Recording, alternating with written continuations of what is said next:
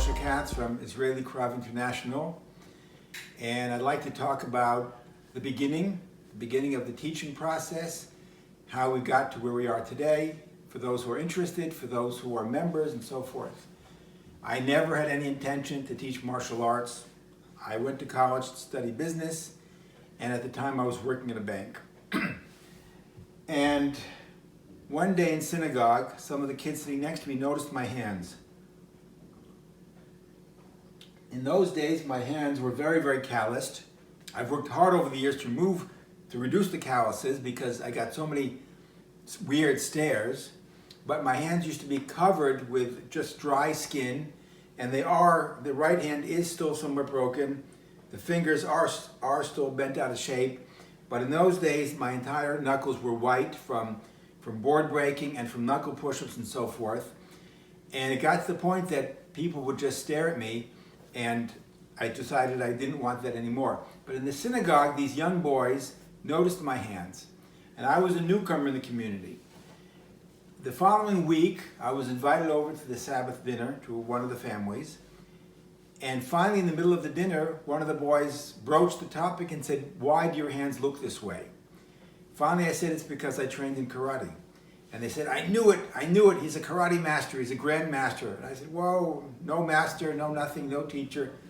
I just did some training." They asked who I trained with, and one of the people I mentioned was Frank Dux.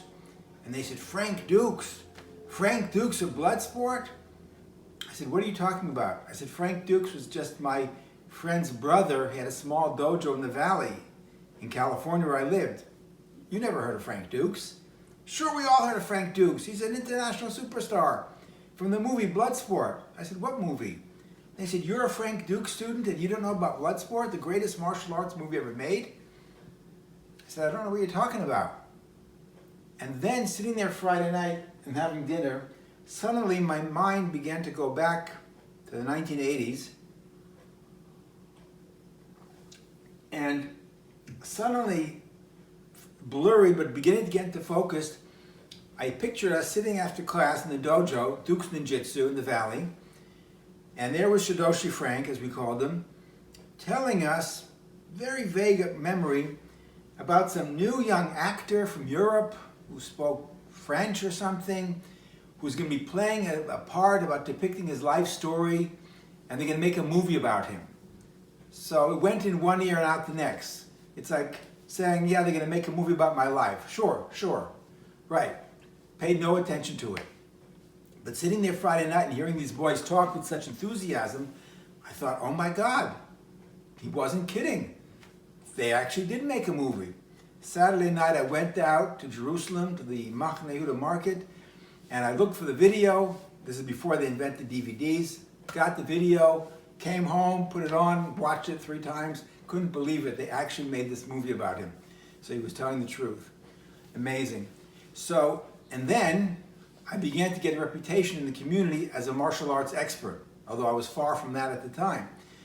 And I remember a woman called me up, the mother of one of the local boys, and begged me to teach a martial arts class. I said, "I'm not certified, I'm not qualified, etc. Why don't you just go to the community center where they have a karate instructor in Shotokan Karate?" And she said, "No, the boys respect you, they see you in synagogue, we want someone they could look up to and relate to, we want somebody of their community, etc." They asked me several times and I finally consented, and I began teaching a small karate class in the synagogue's basement, and that's how it began with 6 students. I'm in touch with most of them until this very day. They were all married with children, wonderful kids, and that's how it began. Gradually I was trying to come up with a name, and someday, for some reason, the name Mountain Spirit Warrior just came into my head, and that became the name of the dojo, Mountain Spirit Warrior. It just sounded right.